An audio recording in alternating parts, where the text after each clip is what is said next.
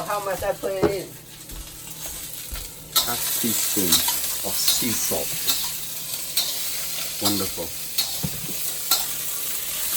I gotta tell you, the aroma is so wonderful. Yeah. It's making me hungry. Now, put it tiny bit water. 2 tablespoons water.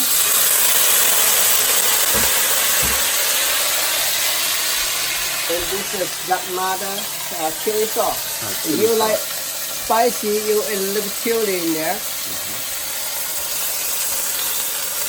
Now, why would you use chili for cooking? Because hot. Oh, Some people like taste, like spicy.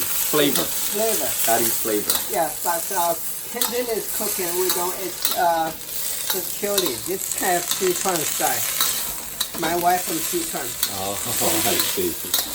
And then we integrate north, east, and west. So, North and then south. did you learn this from your family, or is this from? And then when I'm here, it's